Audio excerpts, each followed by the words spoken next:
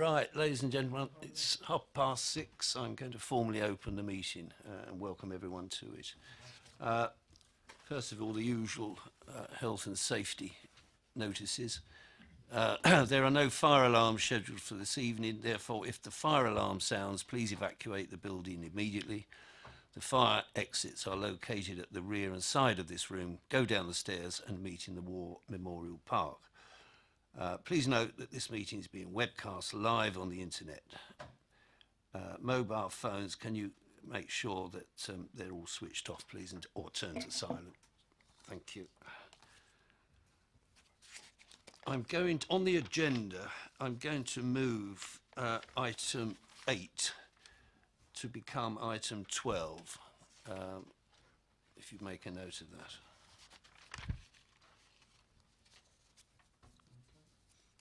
Before we actually hit the agenda, can I just say two things? First of all, I'd like to welcome Marie Rosenthal, who is the Interim Legal Services Manager and Deputy Monitoring Officer, and has been with us since the beginning of January and has done a lot of hard work for the Standards Committee, and I'm very grateful.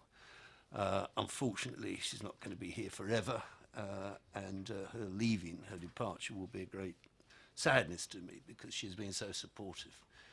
On the subject of leaving, I have some sad news. Steve Cummins is leaving, and we will lose his services. He's been an excellent officer.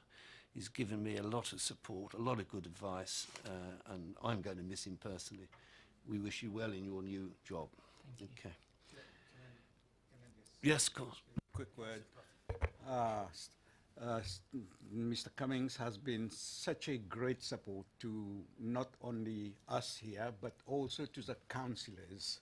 He has been a great credit for our borough, and I thank him on behalf of the councillors.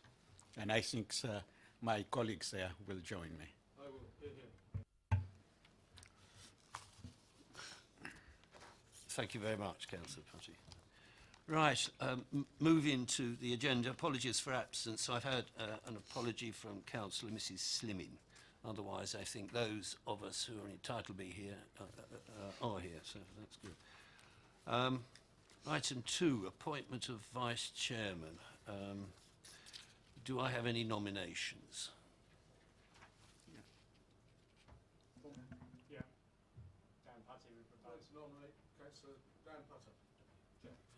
Are you prepared to stand, Councillor Putty? Yes, Chairman, okay. And thank you for nominating me and seconding me. Are there any other nominations? No. No. Okay. I think it's the top table again for Councillor Putty.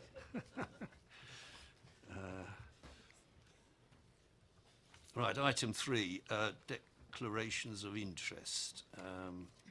Steve, do you want to say a word on this? Just to advise members, Bhupinder Gill, the Head of Law and Governance, will be joining us shortly, and he's asked me on his behalf, while he's not here, to declare an interest on item 8 of the agenda, the revised employment procedure rules for senior statutory officers. It's a personal interest under the Officers' Code of Conduct, so he'll be excusing himself from the meeting when we get to that item.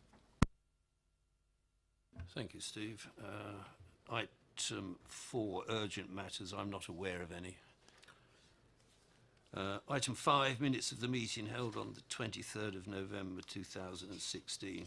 Yes, it was a long time ago, but it's a meeting that's etched in my heart. As it says, the only parts of the minutes that can be discussed are the accuracy. So can I move that the minutes of the meeting be signed as a correct record? Yeah, okay, thank you.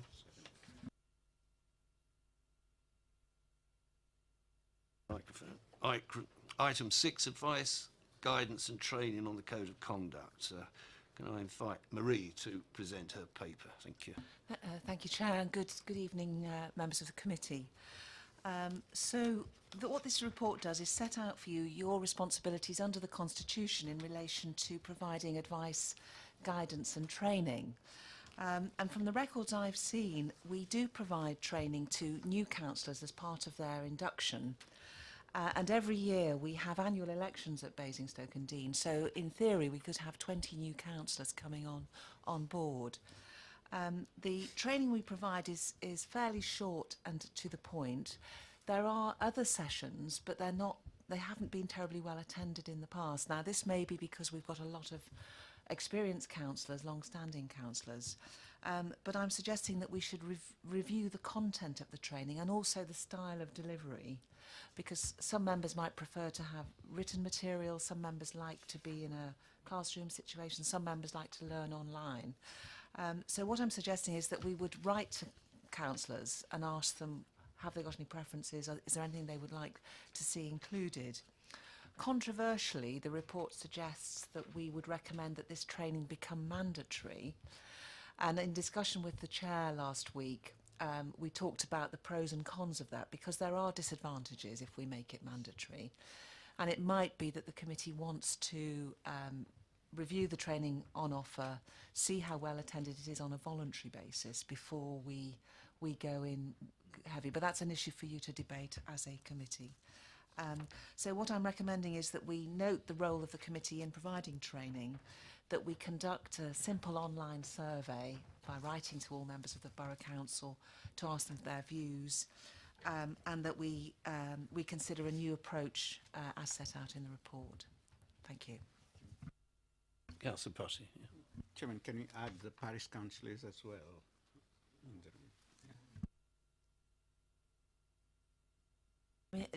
just on that point, Chairman, we are suggesting a work plan for the committee for the remainder of the municipal year and into next year. And we do need to look at the whole parish council issue, I think, as part of that, as to whether we're doing enough or could we do less, or what should we be doing in terms of training. But I think it is something we need to take on board. Councillor Parker. Sorry. I was going to suggest that actually if some of the parish councillors were actually involved with, when you look at your training, there may be parts in there that we could actually take out to the parish councils instead of maybe going for the full-blown training. But I think it would be a valuable thing for us to also be involved with. Idea. Councillor Parker, do you want to? Chair, I'm not sure of the format here. Are we questions and then debate, or are we debating discussion? General debate on the issues raised. Okay. Thank you very much. I did seek a new members pack before the meeting. I think certainly I agree with our officer. There's a need for review, and I would ask if for certain aspects to be strengthened within that induction training. One is dealing with vulnerable persons. It's interesting to note that at the last count there was, I believe the number was something like 30 members still not registered for data notification, which I find is quite incredible at this stage of things.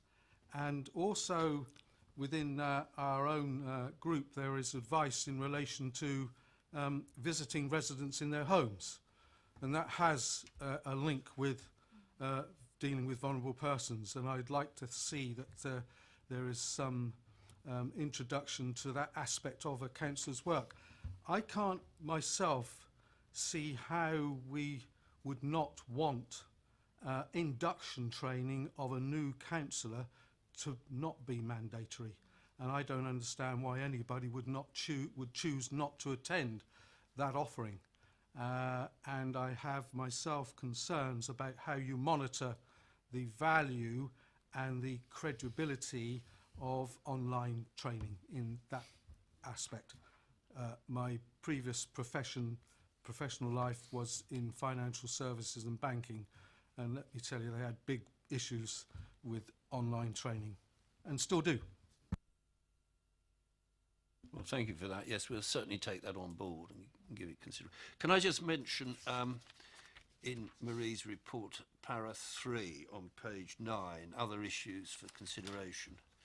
The committee need to consider if they wish to have more of a profile in relation to these matters. It might be that the chair of the committee attend the training session on the code to introduce the committee in its work. I'd be very happy on behalf of the committee to do that, and it seems to me that another good idea might be if I took along an independent person and an independent assessor as well to talk about their roles as well as mine and the committee. So, yeah. Thank you. Yeah. Upinder, yeah. Thank you, Chair. I think that's to be welcomed with the Chair of the Standards Committee turning up to the training sessions, and what I would also seek is support from councillors from this committee to encourage their respective group members as well to attend as many of these training sessions as they can. Now, I appreciate that there are many councillors who are serving councillors who've served on the local authority for many years. But times move on, and there is no harm in all of us from time to time being refreshed on what the current state of the position is in relation to matters that may well have moved on. And if nothing else, you know, on occasions I turn up to training sessions, and you may not necessarily walk away with any new knowledge, but certainly it has reminded you of some things that may not have been at the forefront of your mind. So, the committee and officers can only do so much, and it is really a case of members stepping up to the plate and showing political leadership and encouraging their colleagues to attend these sessions, whether they are in person or whether they are online sessions. And the training sessions can be arranged at times to suit most members. We can arrange training sessions to occur immediately before committees, or we can go along to particular groups to provide training sessions if that helps to assist in encouraging greater participation. But it is a matter where we can only do so much, and members must help us as officers and the Standards Committee in order to improve standards and to improve levels of training within the authority. Thank you for that. I think Councillor Westbrook wanted to speak. Okay. Thank you, Chairman. Yeah, just briefly, I'll pick up on Marie's points. I think the recommendations, on the first two parts in relation to the noting the role and online survey, I haven't got any problems with that at all.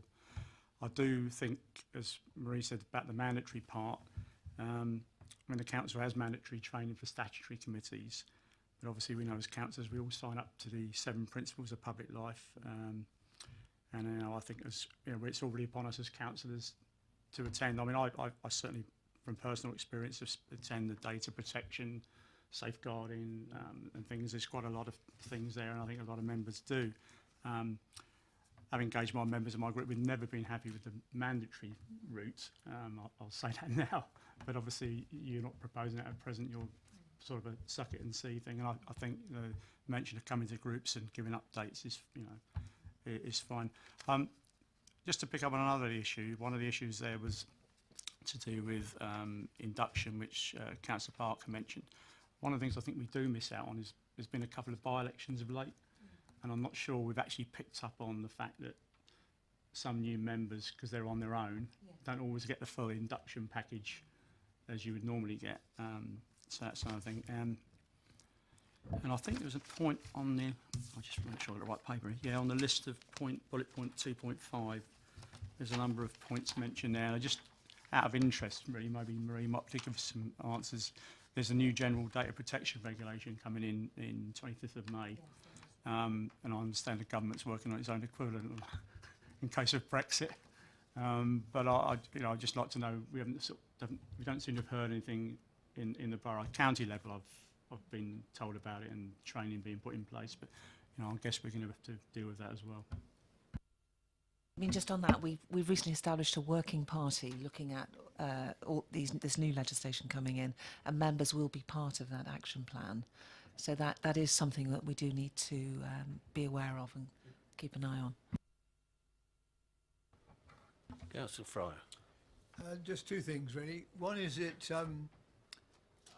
much like the group situation, the parish councils do have a similar sort of grouping in the Basingstoke District town parish councils, which we have had people with the code of conduct discussing at that time. So that's one route which we're doing with it. The second is that I think I mentioned the other day, there are the Hampshire Association of the Local Councils do put on their own training sessions, and they've something like 40 training sessions on various things throughout the year. I'm sorry, it's a third thing.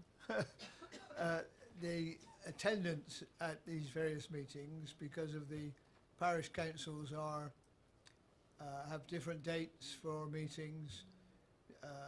There are a large number of people who are out at work and so on. It's not the easiest group of people in actual fact to speak direct with. So unlike our borough councillor colleagues, some online training might be a way out, because people are nearly all computer literate and that they are able to do it. But with such widespread across across even the Basingstoke and Dean borough area, that to actually get all the parish, because you're looking at sort of probably 400 parish councillors just in the Basingstoke and Dean borough council area, it would be very difficult to assess or to greet or to have a meeting for that sort of level. But online training, HALC, and the British and the Basingstoke District Town and Parish Council meetings, which are quarterly, would be a good focus there.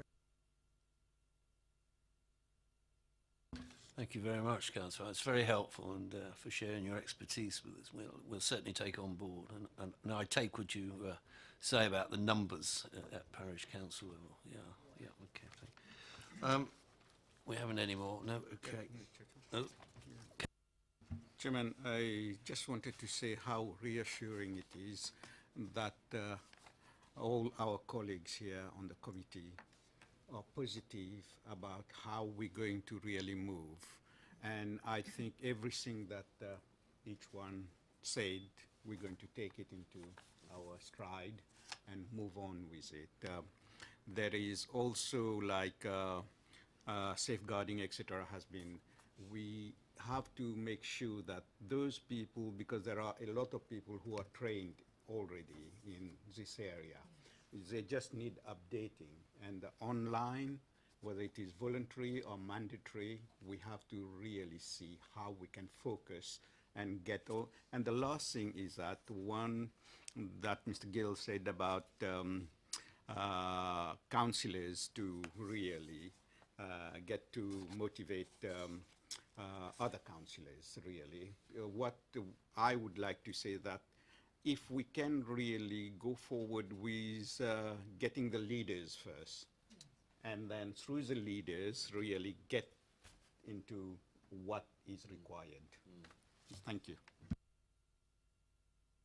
Thank you, Councillor Putty. Well, are we in agreement then on the resolutions on page 7, the 3 bullet points which Marie read out earlier?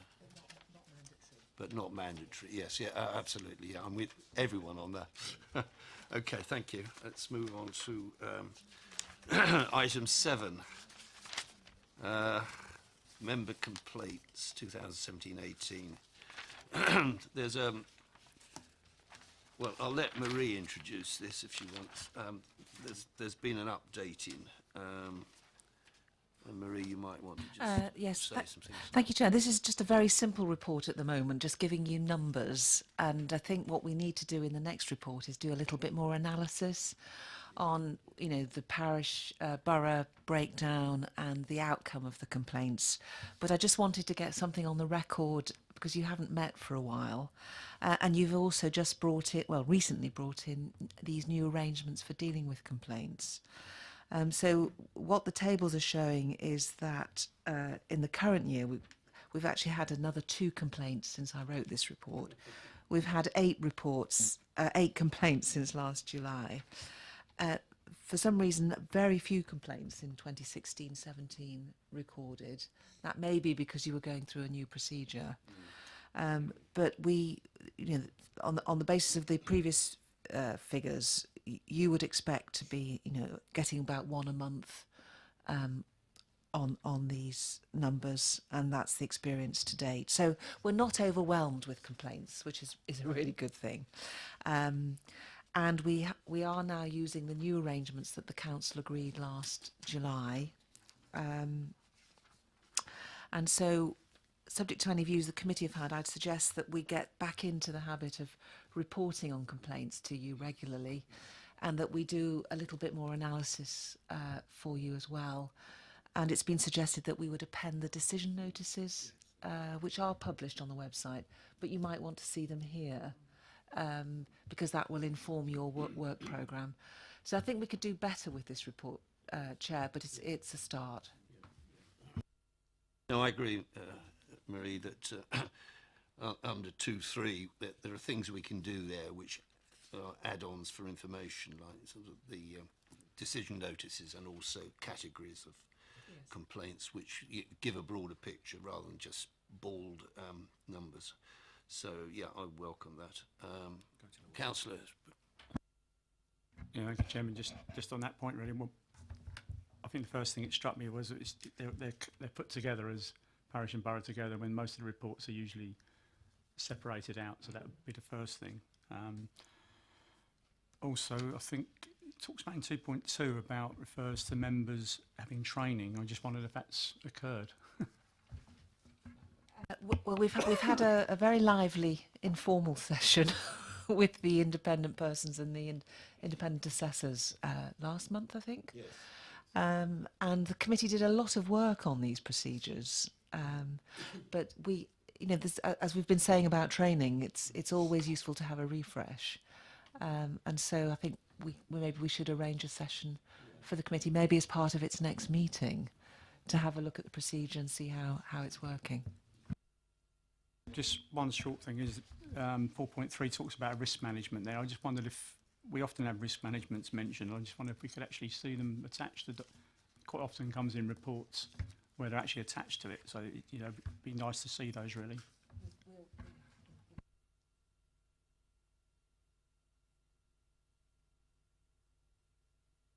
Parker, yeah.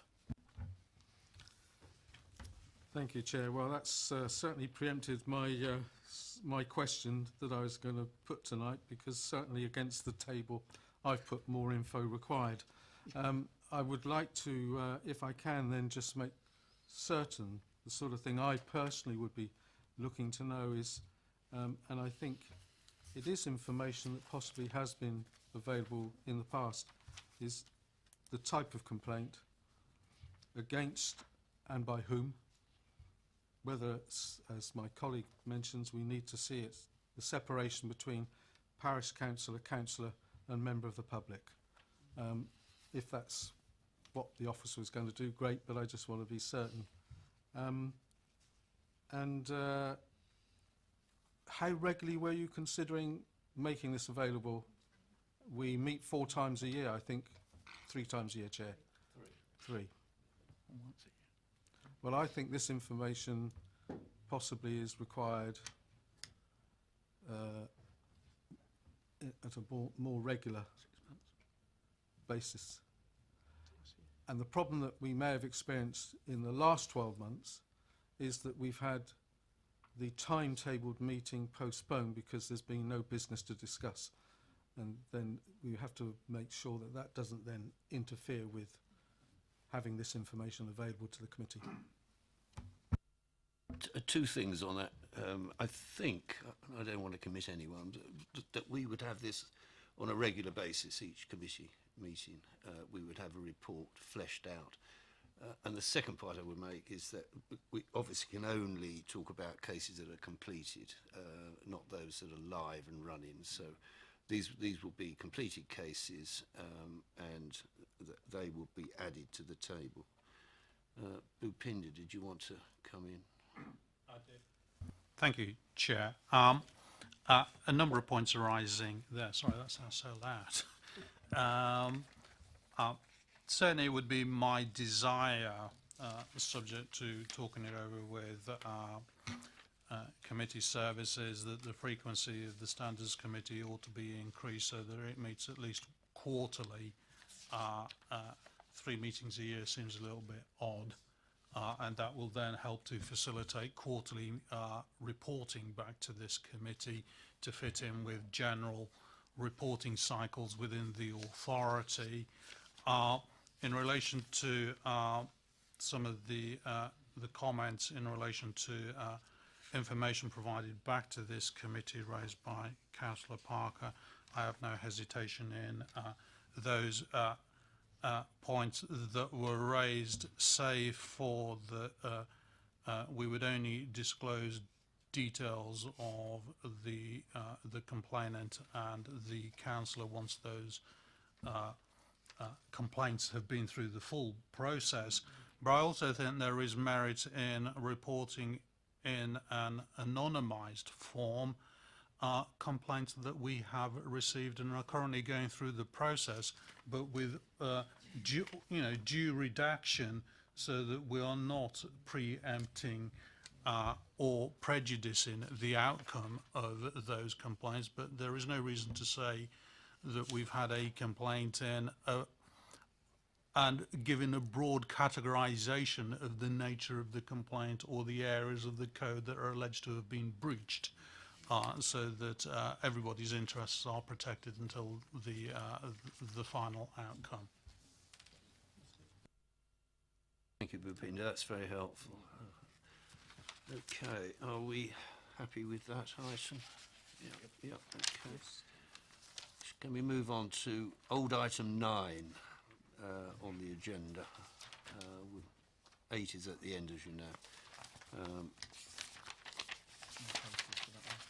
Well, there are no papers. It's a verbal report, oral report. Marie, do you want to say a few Yes. words? We've got some paper, haven't we? Yes, Yeah, yes, yeah. Chair. Just as we were going to press with the agenda, we became aware that the Committee on Standards in Public Life, which is a parliamentary body, I think set up by John Major when he was Prime Minister a little while ago, is undertaking a review of local government ethical standards. We've tabled the terms of reference of the review, and you'll see they're asking questions about existing structures, processes and practices. Where are we with codes of conduct? How are complaints dealt with? What are the sanctions? Have we got the declaration of interest right? Where are we with? So it's a pretty comprehensive look at the way the standards regime is operating across the country. Now, the difficulty for this committee is that it's calling for evidence, I think, by the end of May, 18th of May, and your next meeting is the 4th of June. They're specifically asking standards committees to respond, but also local authority members and councils. So I think what we're suggesting here, Chair, is that as a standards committee, you might want to look at this on behalf of Basingstoke and Dean, and put in a reply. You'll see in the papers the sort of questions they're asking, and because of the timing, it might be worth establishing a working party that could meet informally to put together a response, which we could then bring back to the committee for information at its June meeting. So I think it's an important piece of work that's being done, and again, in terms of your profile in the community, I think it would be good for you to be putting some evidence together. Well, thank you, Marie. I agree with all that. I think that's the way forward. I'd be very happy to lead the working party if I can have some support. I don't know whether the 3 borough councillors would be interested in being part of it. Yeah. Okay. Councillor Westbrook, Councillor Parker. What I envisage, sorry, I'm not going to browbeat you. We'd probably just meet the once in March. Just deal with it all in one meeting in March, by addressing the questions that have been posed. And I think also what I would like is a parish representative as well, and also well there's only one other independent standards assessor representative. Thank you for nodding your head, Liz. But I don't know whether the other two borough councillors will want to be involved or not. Councillor Parker. Well, I think if borough councillors are represented, I mean, and you then are calling just for one parish council representative, I think the balance wants to be right, doesn't it? I'm quite happy to accept councillor, my colleagues' input to that. Yeah. I'll be ringing him up anyway, asking what the answers. Grateful for that, Councillor Parker. Councillor Putty, do you want to? No. Okay. Mrs. Morris.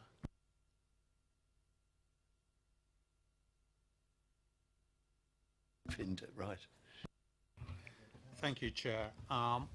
It's heartening to see that there's such an uptake to join into the working party to look at this statutory consultation that's being undertaken. I also think there is perhaps a broader role for all elected members, and perhaps a circulation out to parish councillors as well, where we can circulate a copy of the consultation and ask individuals either to liaise through their relevant representative on this committee to provide feedback, or to write in to the committee, and then when the committee does sit as a working group, those considerations can be taken, so that we've got as broad a representation of views that they're taken into account and then fed back, so that everybody feels as though they've had an opportunity to contribute to this important work. And again, that will then help to set in motion getting a much greater collaborative involvement of all elected members at the various tiers throughout Basingstoke and Dean, and seeing this really as their standards committee and not a standards committee that's been imposed upon them. Councillor Fryer. Yeah. I don't know whether Councillor Agnew is going to volunteer, but Yeah, I can as well. You are? Whichever. All right. Well, I'll let you sit there. Then the second thing is that currently HILC is doing a similar consultation, and by middle of March, end of March, I should have their views, which should in theory represent all of the parish councils in Hampshire.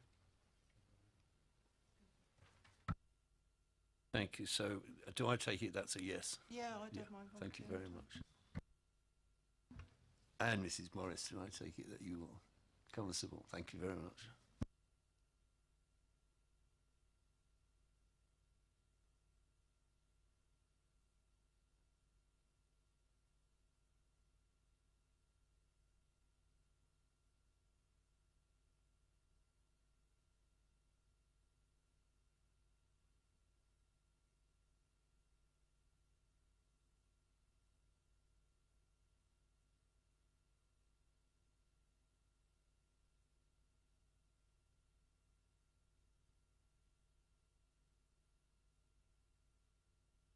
Marie, do you want to say a few words on this?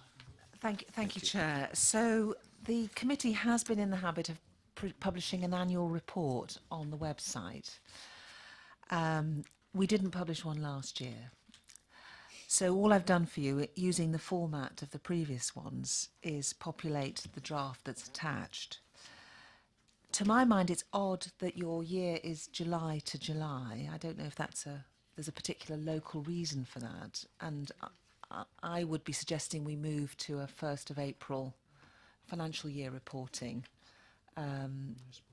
or even a municipal year reporting, whatever is more sensible. I think the report in some ways is an opportunity for you as a committee to do a bit more of your guidance and training and briefing. And if we could put some more resources in, not this one, but the next one you're going to do, it is an opportunity to showcase some of the work of the committee. So at the moment, it's very simple. It's just numbers. It's who the members of the committee are, and it's some of the highlights. I think the difficulty is that there weren't many highlights last year, although a lot of work was done on the complaints arrangements, which we mentioned. So I don't think this is a perfect annual report, but this will at least get you up to date. And what we should do then in the work plan is put some time into having a more interesting, comprehensive report of the work of the committee. Thank you, Marie. I agree entirely with that. I mean, the format of this report, ever since I've been on the committee, has been rather bland, and it would be nice to actually put some more information into it to enrich it. Can I just mention, under the section "Look into the year ahead," we have a vacancy for a borough councillor. I think we all know the reason for that. That was historically the Independent Forum had a representative, but there's no longer, I'm told, an Independent Forum. The parish stroke town council representatives, we have one vacant seat, and as Councillor Fryer knows, every time we meet I ask him, you know, how are we getting on with that? That's the same question that there are no volunteers. So I think for the foreseeable future we're carrying those two vacancies, but there we are. Has anybody else got a view on the Councillor Agnew? Is the proposal then to actually issue another report this year on the 1st of April instead of waiting till the July?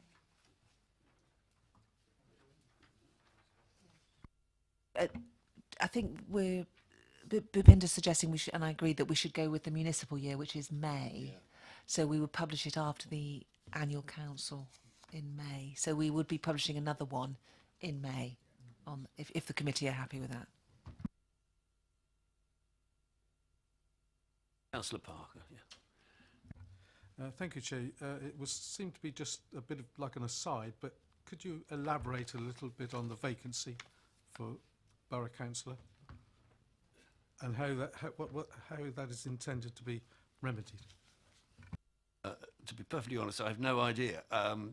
This was decided by full council some time ago that there would be 4 borough councillors, one Conservative, one Labour, one Liberal Democrat and one from the Independent Forum. In those days, the Independent Forum was more than one. And I think it was probably a choice between 2 people. There no longer is an Independent Forum. And I think the only independent borough councillor on the council hasn't indicated any great desire to me to come back onto the Standards Committee. So I think this is a matter for the council to resolve when they talk about the proportion of representation on the Standards Committee. But it's something over which I have no control. I mean, it is interesting, this, because prior to the Localism Act 2011, standards committees were unusual committees in that the membership was prescribed by statute and you had to have independent persons on it. That has gone now, and so this is now an ordinary committee of the council, so strictly should be proportionally representative. But we have co-options on the committee, which is a sensible thing to do, but that's something we've decided locally. So I think when we may need, we are doing a review of the constitution, we may need to look at the membership to see whether we need to have a few more borough councillors on here. But I think the principle of an independent chair is well accepted, and the role that the independent lay persons bring to the work of the committee, I think, gives the public confidence in the system. And then we need to have parish representatives as well. So I think this arrangement was brought in as part of a transition after the Localism Act came in 2011, and it's something I think we'll be looking at as part of the constitution review. Councillor Putty. Chairman, what really, we do need to have some sort of structure with that as to what we're going to recommend to the council, because at the council that it will be really taken up, that has to the rationale about the membership, etc. So that we just then follow what the council decide at the next meeting, probably, or something like this. Yes. Okay. Put it on the work plan to look at the membership of the committee and have a proper report on the legal framework.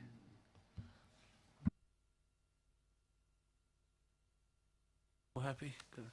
So can we agree the draft annual report 16-17 as set out in Appendix 1? Agreed. Thank you.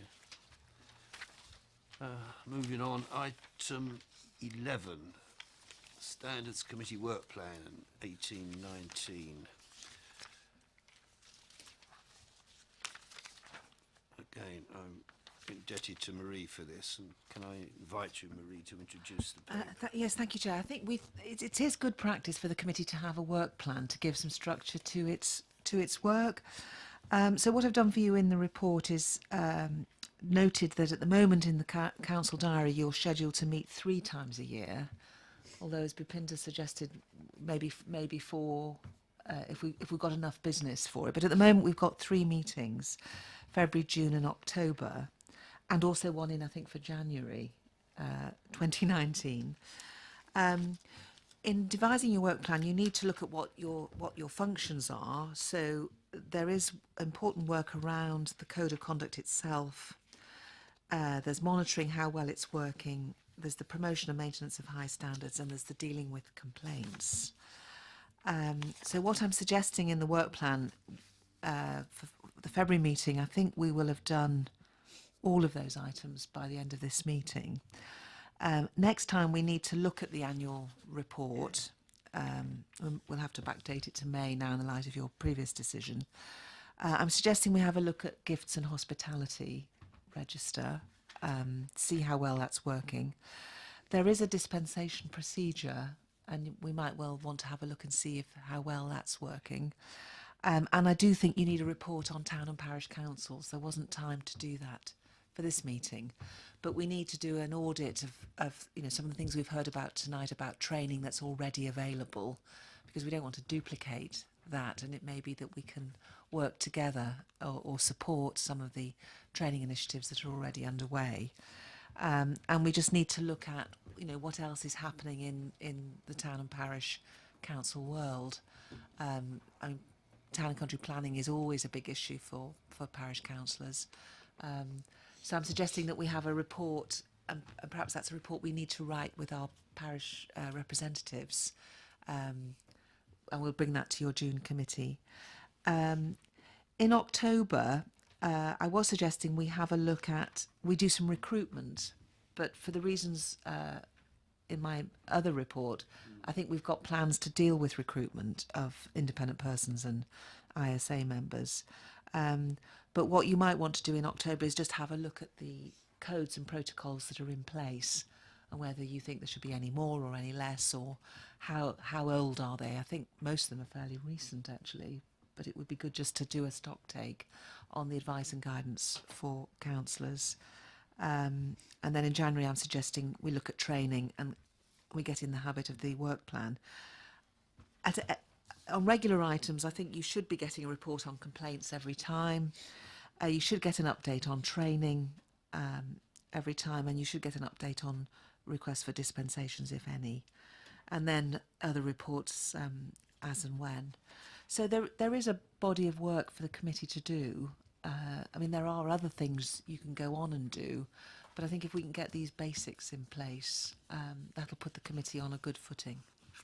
So it's for discussion. It's just a suggestion at this stage. Councillor Fryer. I appreciate that I can't introduce items that are not on the agenda, but as it's been introduced now, I think I could ask the question, or a point of information, and that concerns the review of dispensation procedures. because some years ago, 2 years, probably 3 years ago, dispensations in regard to disclosures, etc., the monitoring officer at that time delegated the dispensation to the clerk of the parish council. Has that actually been altered?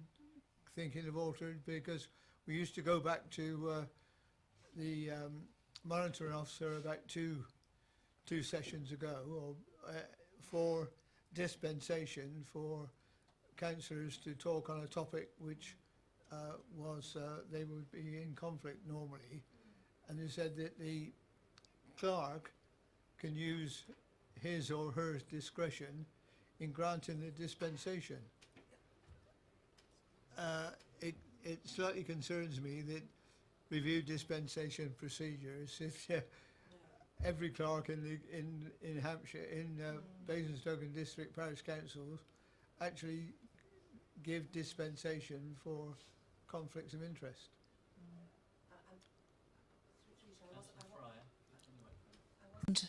I wasn't aware of that, but that seems a really sensible arrangement, because otherwise people are going to have to write up to the borough council, and then it gets stuck in a system, and then it has to come to committee.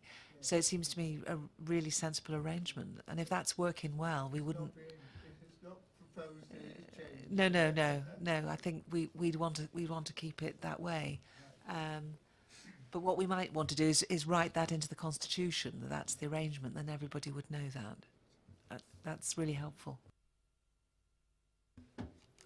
Can I, on that point, I seem to remember 2 or 3 or 4 years ago, in a subcommittee on dispensations, considering a request from a parish council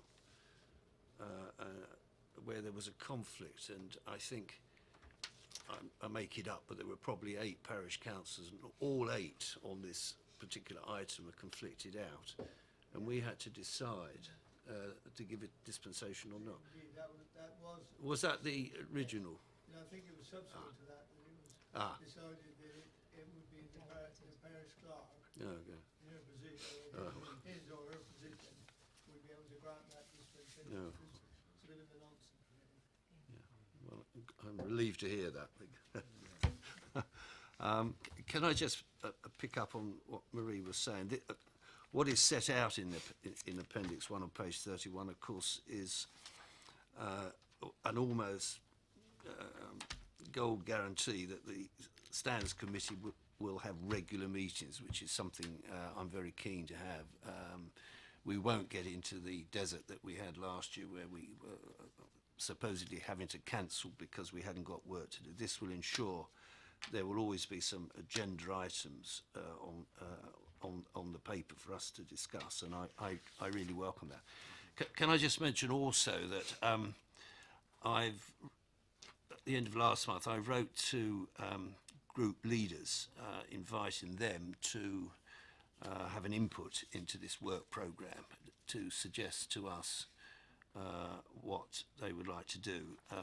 And the way I played it was that at one of their group meetings, they would take the views of members, and then I would go and see the group leader for feedback. And it was also a way of including groups in this programme. I've heard back from the Conservative and Labour groups, and I've also heard back from Councillor Tilbury, although not a group, but he is an independent in his own right, and I thought it only right to involve him. But I haven't heard back from the Liberal Democrats, and I wonder whether Councillor Parker, next time you speak to Councillor James, if you could ask him whether he's going to come back to me on this. I would be grateful. Thank you. Councillor Parker.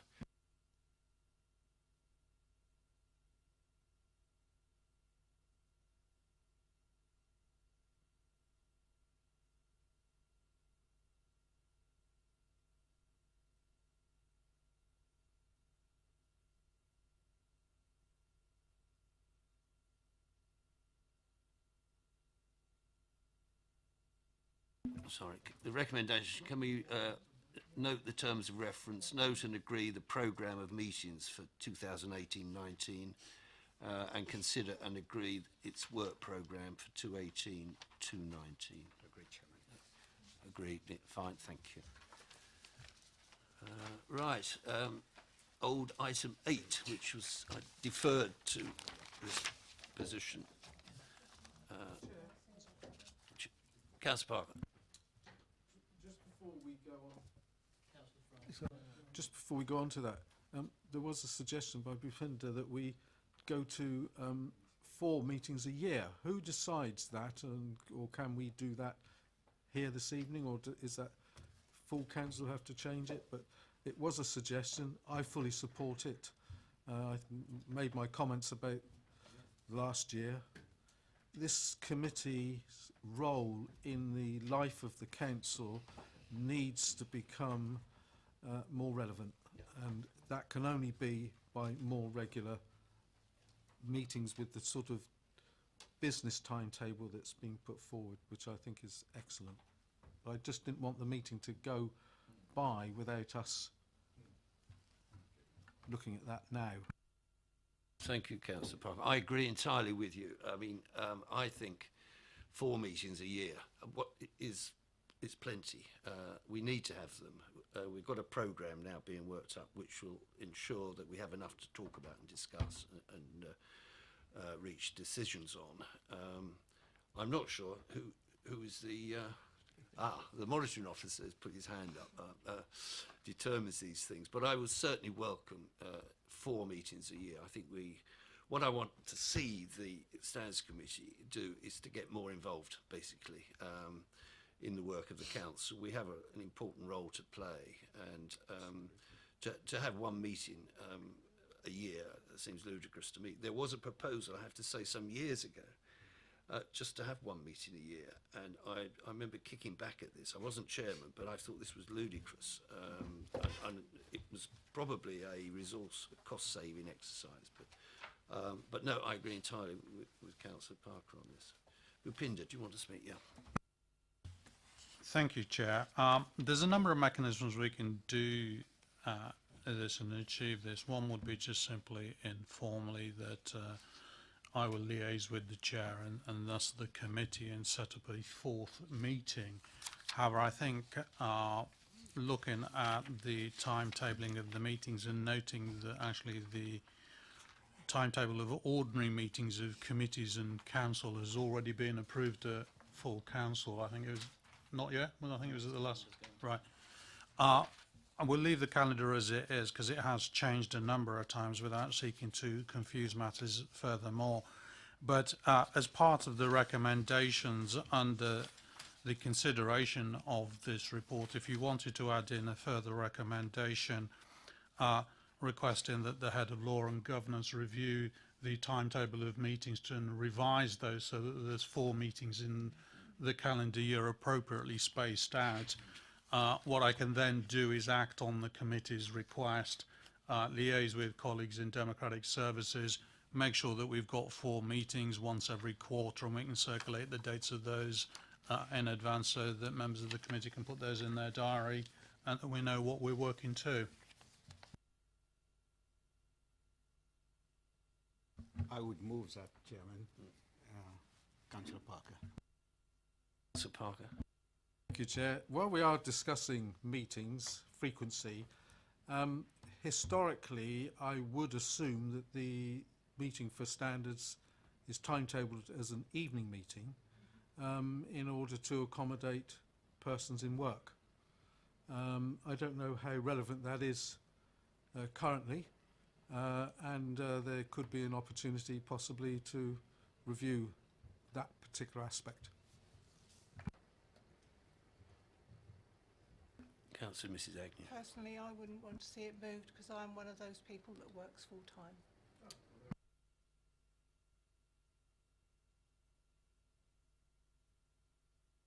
I think also, through you, Chair, constitutionally, the committee procedure rules would also specify the ordinary time that committee meetings take place, and I think under the rules, I haven't got them in front of me, but they specify that meetings will commence at 6:30.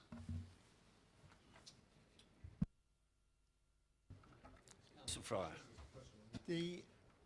I thought, in fact, and I was certain I read it in this block of papers, that we were going to look at the appointment of the independent members, Keith Bastian and Chris Evans. If you be patient, I think you'll find that that will come up in the next agenda item. Okay, next agenda item coming up. So, old number 8.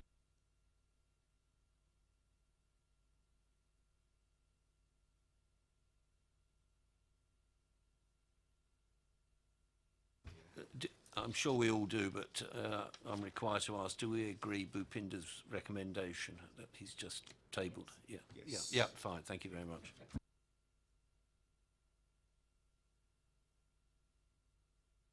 Okay. Right, thank you. Yeah. Okay, agenda item 8 as was, revised employment procedure rules for senior statutory officers, role of independent persons. Marie, you again. Yes, thank you, Chair. This is largely for information as a courtesy to the committee, just to explain some new responsibility for our independent persons. But at the same time, we wanted to use it as an opportunity to reappoint our independent standards assessors. But just to explain that the Council is looking at introducing a procedure to deal with disciplinary matters against its senior governance officers, the Chief Executive, the Monitoring Officer and the Senior Section 151 Officer. New rules came into force in, I think, 2015, changing the way the process worked. Previously, you had to employ a designated independent person to deal with complaints. I mean, I should say at the outset, you hope this never happens, that you never get into this position. But the previous arrangement proved to be very expensive and very costly, and not very good for any party. So in consultation with the organisations that represent chief executives and these senior officers, new procedures have been agreed, and these are actually now part of the contracts of employment of those 3 officers. Now, in 2015, the Council was advised about the new regulations and made some changes to the Constitution, and those were published. In fact, they were published shortly after I came here on the 20th of December. But we also need to be clear within the Council which members are responsible for what, and we need to establish some new committees, an investigating and disciplinary committee, and an independent committee, which I'll come on to. So this is a piece of work I've been asked to do for the Council, and I've got a report that'll be going to the Council meeting next week.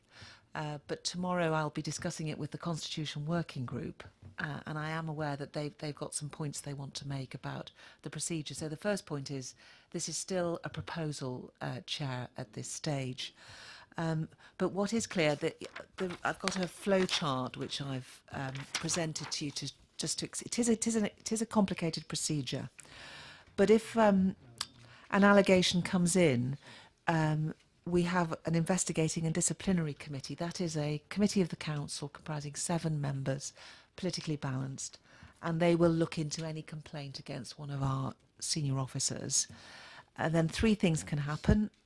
They can say no further action, we think this is vexatious, or it's actually a service complaint and it should be dealt with somewhere else. They can give an unrecorded oral warning if they think, that something's happened that isn't very good, but it's not that serious. Or in option 3, they can say there is a case to answer and we want an investigation. And then there is an independent person appointed to investigate the complaint and bring the report back to this investigating and disciplinary committee. They're long, complicated names. We call it the IDC. If, after all that's done, the IDC think that this is a very serious matter and there should be a recommendation to dismiss, then the independent panel have to meet. And that independent panel comprises our independent persons. Now, at the moment, we've only got 2 of them, because the terms of office of the third came to an end last October. So the recommendation is that we should have a third independent person. I mean, as I say, we hope it will never happen that you have to call these meeting bodies, but it's always dangerous just to proceed with if your quorum's two to only have two. It's good to have a third person. And the role of the independent panel then is to advise the council on what should happen next. And then there is a report to full council. So it's a complicated procedure, but the independent persons on who serve our standards committee are a key part of the process. So I just wanted you to be, as a committee, to be aware of this, and that there is some work going on which will appear in the council meeting next week. So I have written to our two independent persons, but I am suggesting that Sian Campbell, whose term of office expired last October, is reappointed as an independent person for the purposes of this process. Alongside that, Keith Bastin and Chris Evans were appointed as independent standards assessors some time ago, and their term of office also expired last October. Separately, we've brought in new arrangements here to deal with complaints, and the ISA is a key part of that, and at the moment we've only got two. So I mean, it's unfortunate that we're bringing this report to you late in the day. We should have really reported before October. But separately, I am recommending that we reappoint Keith and Chris by making a recommendation as a committee up to full council in relation to that. So it's a bit complicated, but I hope that makes sense. Chair, I'm very happy to take questions. Well, I think I understand it, but if there's anybody here who's confused, I'm very happy to hear from you. Councillor Passy. Chairman, you're saying about the third person. Are we talking about Sean Yes, Campbell? Sean Campbell. Okay, yes, so we got the three here, really, that we need really to, as we are sitting here, to reappoint them. So that we recommend reappointment to the council. Yes. Yes, yes, I agree with that, and I think we should follow. And it's very good what you said.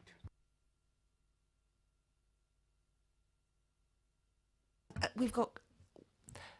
It is complicated here. We have independent persons and we have independent standards assessors. The independent persons are this. By law, you have to have these people to advise on complaints. And at the moment, we've only got two. We've got Chris Eel and Elizabeth Curzon. Judith Curzon. Apologies, Judith Curzon. So we've got two people. So in the unlikely event that we have to go through this procedure for any of our officers, it's good to have a third person, I think, because there may be a conflict of interest or someone may be unavailable. Separately, we've got our own complaints process under the Code of Conduct, and we need independent standards assessors for that. And again, at the moment, we've only got two. So if there's someone's on holiday or there's a conflict of interest, we can't progress the complaint. So again, it's a little bit of housekeeping we're doing here to get your procedures up to date. Councillor Parker. This is difficult to fully understand. Go back a bit. Are we? The legislation says at least two. Is that correct? Yes. At least two. At least two independent persons. And where? So we are. Are we? Is the intention to run the process here in this borough council with two persons, but we're appointing effectively like a potential sub? Yes. I have a concern with that, in as much as I don't think two persons, a panel of two persons, is something that is going to be easy to operate. How do you ensure that there's going to be ability to have census of decision in that regard? And I would think any such panel or whatever we're now going to call this should be made up of at least 3 persons. And that would be certainly my recommendation forward. Through you, Chairman, I think that's a sensible recommendation. The law does does allow us to borrow independent persons from other local authorities if we haven't got enough. So at the moment we've only got 2. So we could borrow a 3rd from another local authority if ever we get into this position. But I think we should have our own arrangement anyway. And it may be that we should start a recruitment exercise to get a 4th or a 5th one, if that's what the committee want to do. But we have to have at least 2.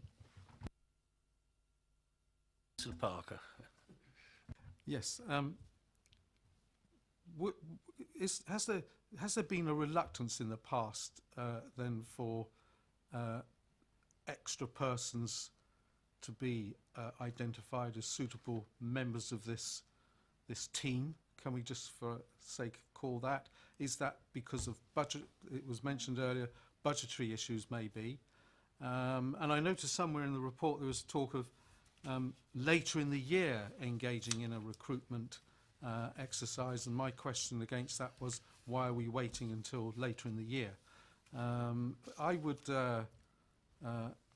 I appreciate we can outsource to other authorities, but I think maybe it would be a stronger process if we had our own people, sufficient numbers of our own people to engage in this very important process that we're talking about, rather than having to do that.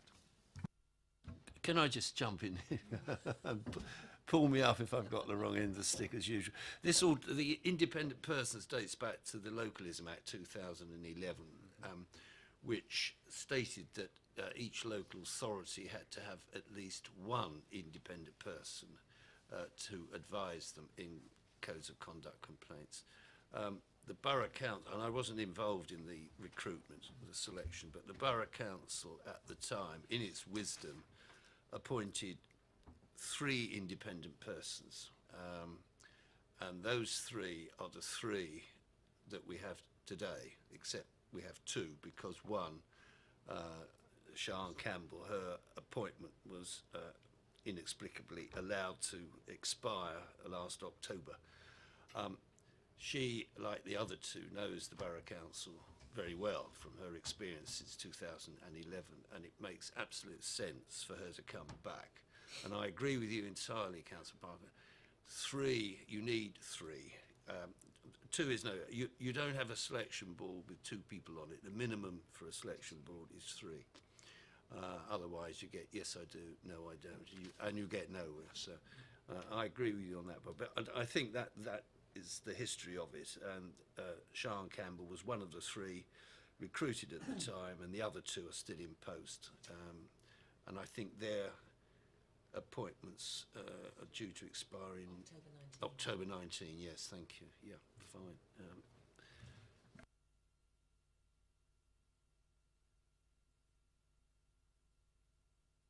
Well, just to respond to the point you're making, I think if we reappoint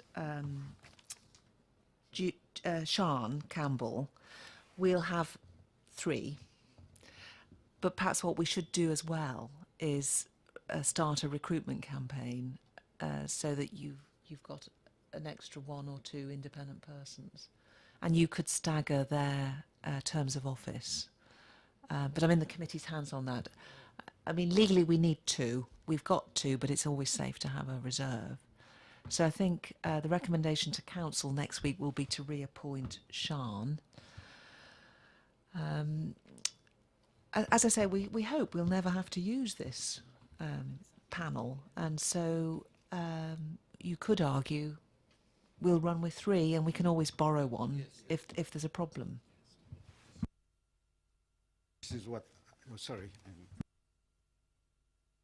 Sorry, Chair, I was just going to say there that with my experience of dealing with complaints, historically we've managed very well with the 3 independent persons.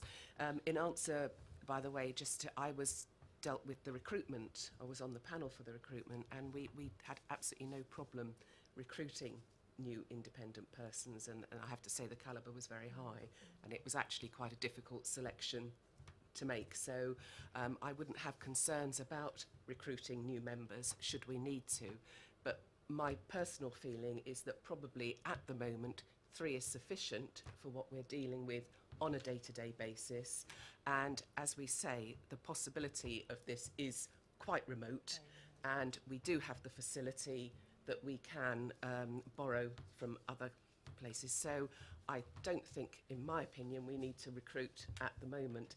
Maybe going forward, we could review that when we're going to be recruiting again for independent persons and ISIS. Yes.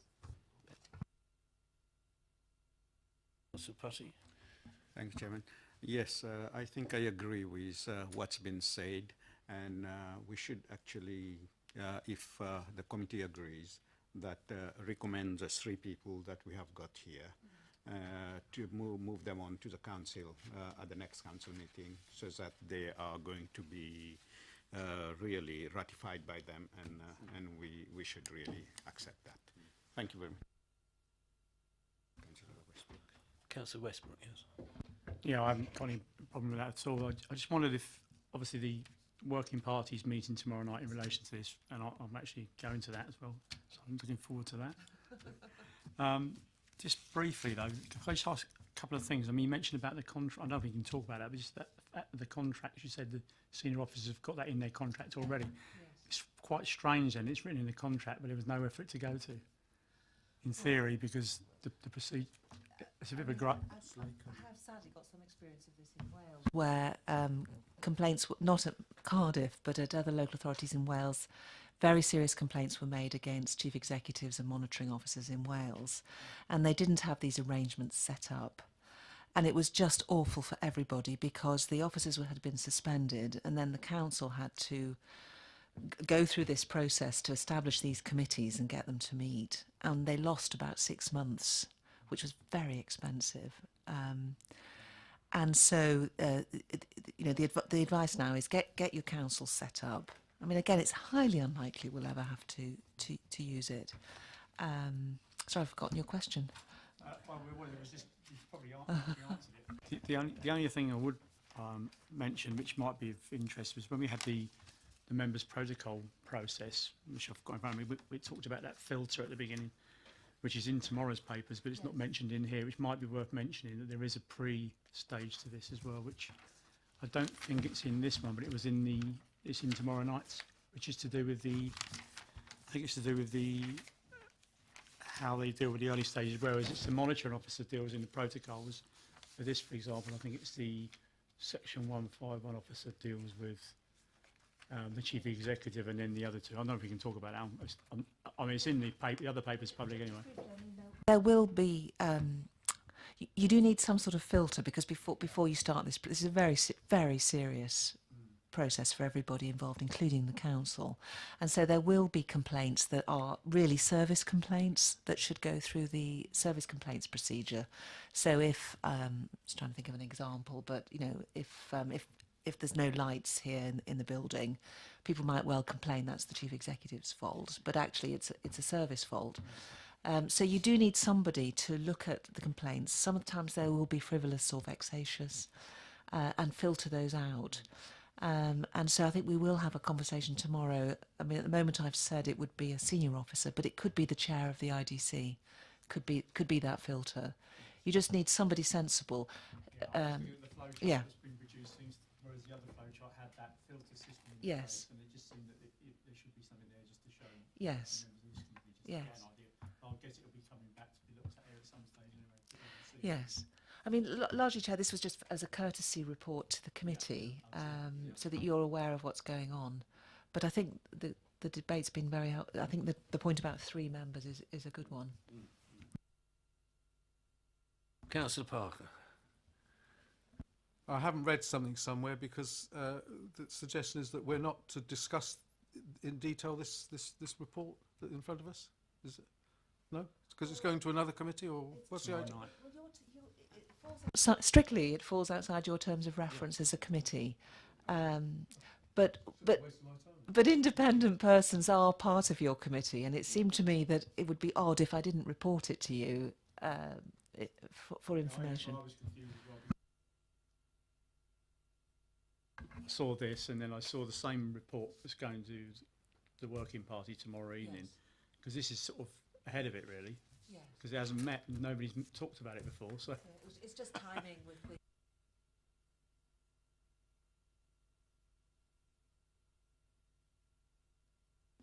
Councillor Parker, yeah. Again, we've been given this very complicated thing here, but you don't want comments on it. This is the procedure that's been agreed by the people who represent local authority chief executives, and it's now a condition of service that, so we can discuss it, but we can't change it.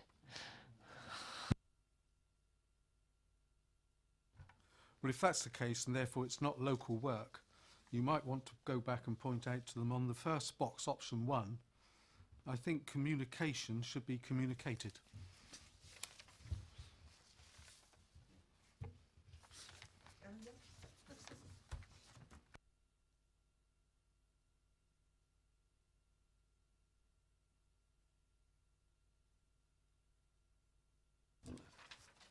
That's noted.